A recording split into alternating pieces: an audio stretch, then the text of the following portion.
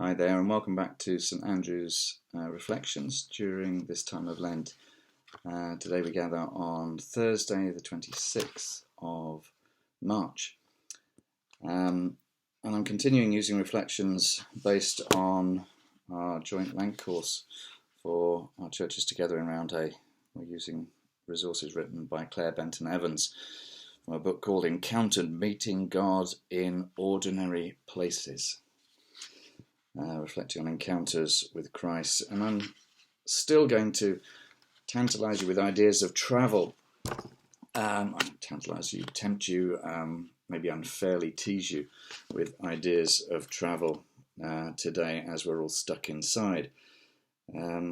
It's also the reading I want to share in a moment is one that definitely does not include social distancing. But we can imagine these scenes, especially in this glorious weather that we're having, certainly here in Leeds at the moment, with all the sunshine we've got. But I want you to picture a scene of Jesus and his disciples who've been hard at work. They've been out and working, preaching, healing, casting out evil spirits. They've been travelling throughout busy towns and villages and working their way around some of the different villages and towns around the shores, the north shores and the west shores of Lake Galilee. Jesus is attracting crowds wherever he goes. And because he's been working so much, he takes some time to retreat.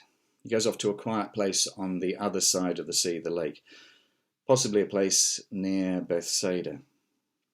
But the rumour of his whereabouts travels, and like any great celebrity, as the news spreads, so thousands of families drop everything and walk the long way round to meet him. And so I pick up the story in the Gospel of Matthew, chapter 14, beginning at verse 13. He withdrew there in a boat to a deserted place by himself. When the crowd heard it, they followed him on foot from the towns. When he went ashore, he saw a great crowd, and he had compassion for them and cured the sick. When it was evening, the disciples came to him and said,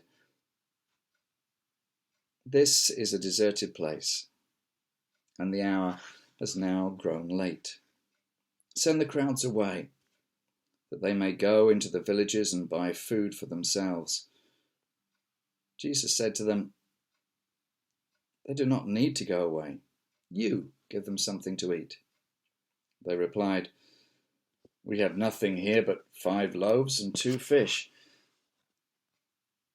And he said, "Bring them here to me." Then he ordered the crowds to sit down on the grass. Taking the 5 loaves and 2 fish, he looked up to heaven and blessed and broke the loaves and gave them to the disciples. The disciples gave them to the crowds, and all ate and were filled. And they took up what was left over of the broken pieces, 12 baskets full. And those who ate were about 5,000 men, besides women and children. And we might speculate on how many were actually in this crowd, because it says 5,000 men and then women and children. So you could be looking at a crowd of around 15,000. That's a lot of people. That's bigger than a small festival. You might like to think of the distance they travelled. Some way around the north shores of the lake. How long would that have taken them? Possibly the best part of a day. To catch up with Jesus as he took a shortcut across in a boat. And between them, what provisions would they have? Maybe they did drop everything and rush off to find him, but would they have grabbed a sandwich, a loaf of bread, or whatever on the way? So they might have had some things together with them as they set off, because they've got the journey to the place where they're meeting Jesus, as well as the time they spend there. But let's think about that idea of dropping everything and rushing off on a journey. of course, something we can't do at the moment. But why do so many people in that moment drop everything and rush off to walk all that way without even stopping to properly pack? Maybe think of times when you've acted impulsively, when you have dropped everything to go and see someone or to do something, feeling that this is what you had to do. Maybe in your prayers and reflections today, we can think of what we need to do in order to follow the way of Christ. In the United Reformed Church, of course, we talk about our discipleship as walking the way, living the life of Jesus today.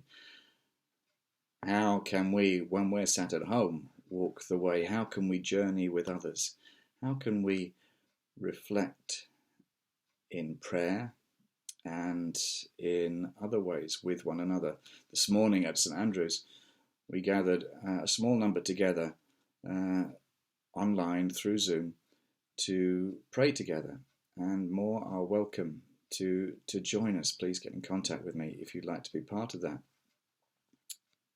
It's good to come together in the ways that we can, to drop everything and make time and space to be together with other believers and with God. And don't worry about what you need to bring. God will provide. I want to share with you a prayer that maybe helps us in our journeying at this time, our imaginary journeying, if you like, not our literal journeying. And it's a prayer that talks of travelling. So you might like to actually look at your feet or a pair of boots that you happen to have in the room as I share this prayer. Let's take a moment. Lord of the way, be with us on our journey of faith and show us which paths to take.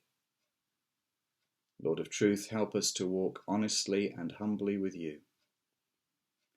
Lord of life, lead us to travel lightly so that we may find life in all its fullness, your gift, which is ours to share. Amen. Thank you for joining us today, and please keep safe and keep faith in the days ahead. Amen.